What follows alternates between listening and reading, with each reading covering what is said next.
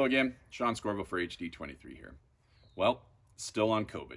Still nothing from my opponent's social media about information specific to HD23. And now we're starting to see politicians in other Oregon districts resort to attacking the state's campaign trying to counteract misinformation coming from the federal government and even those same elected state officials by crying that it's too much. Considering the source of that pushback, the hypocrisy would be off the charts funny if it weren't so potentially harmful. So here we remain, a lack of information from our representative and a snowflake sentiment from men and women that can't put their politics aside and do what's right for their constituents, basically because the information's too glum. I even saw a post in social media this weekend shaming people for not looking at the bright side. That bright side being that only 1.5% of US citizens may die. So for the near future, I'll be continuing to address COVID and the information, fake and real, surrounding it. That leads me to talking head doctors in the media. And yes, I do recognize the irony of that statement, given that I'm speaking to you on video as a retired doctor. I've got to admit it is a little funny. So a couple weeks ago, a doctor in an isolated community in New York touted a phenomenal outcome for COVID patients using hydroxychloroquine and azithromycin combination therapy. If you don't know what that is or why it's concerning that that kind of stuff continues to be pushed from the top, I suggest you go to the fourth video in this series for a little deeper explanation.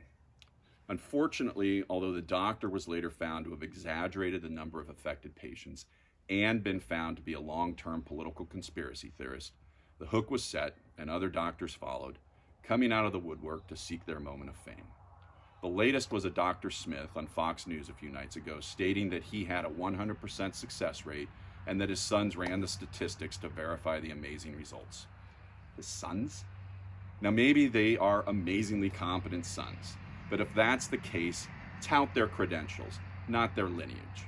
And that's the problem with the talking head physician right now.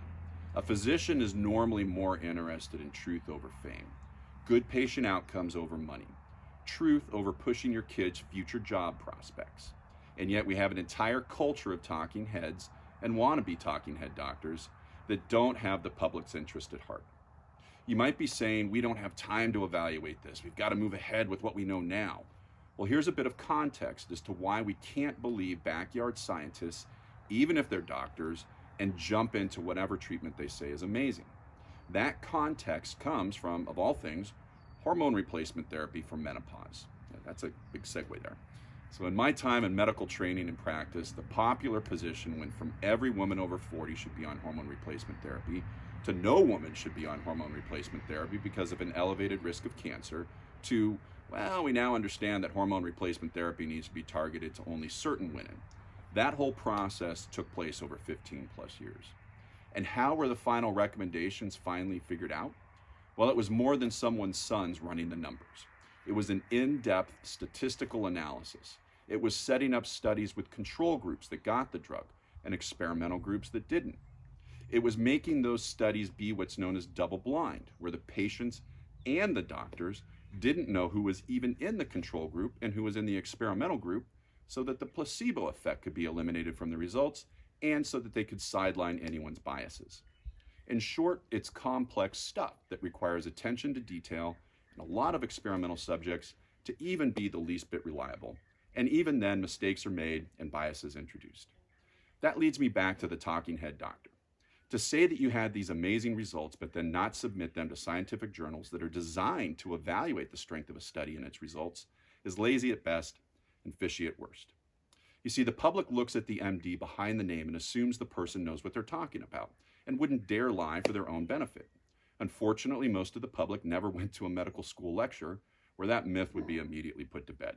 Because in those lectures, I would occasionally look around and say to myself, boy, I wouldn't let half the people in here touch me with a 10-foot pole, much less treat me as a physician. Now, of course, it's possible that someone else looked around that class, set their gaze on me, and thought the exact same thing, but that's beside the point. The point here is that the MD doesn't necessarily mean you're right. The MD doesn't necessarily mean that you know what you're talking about. The MD doesn't mean that you're trustworthy in putting others ahead of your own self-interest. And that goes for the more well-established talking head physicians, and I'm calling out Dr. Oz specifically. You see, if you have a history of pushing pseudoscience, if the British Medical Journal investigated your claims over the years and found that a full 46% of them or complete BS, then maybe don't chime in on hydroxychloroquine. And if you're in the media and you buy the BS of these people, quote it as gospel, push politicians to make decisions on it, I ask, where are your moral compass points? When did your editorial staff abandon truth for ratings? And again, before anyone points fingers at one side of the political aisle or the other, realize that Dr. Oz was a product of Oprah, and it's hard not to call her a liberal. And on the other side, of course, it's Dr. Smith on Fox News, and it's hard not to call Fox News conservative. So if it's come to the point where you really can't trust one of the most respected professions, if the charlatans, regardless of the MDs, are coming out of the woodwork, if you can't trust Fox News or CNN to evaluate the claims of snake oil salesmen looking for their payday, what can you do? Don't worry, this one is not as tough as the other issues we've tackled, actually.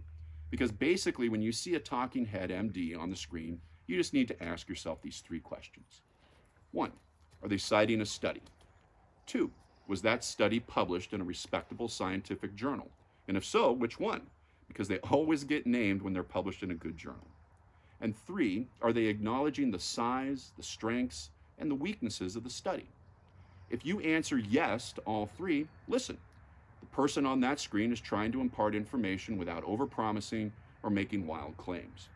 But if you see a talking head physician on the screen talking about their amazing experience, their phenomenal statistics, and it's clear they bypass the normal scientific journal process, be wary. And just so you're aware, those journals have been doing an amazing job sifting through reams of data, doing the peer review, and fast-tracking the release of COVID-related studies, so these 2 doctors in particular can't claim that the normal process is too slow. So in the end, be aware. Crisis brings out charlatans. Watch and read with a critical eye. Thank you.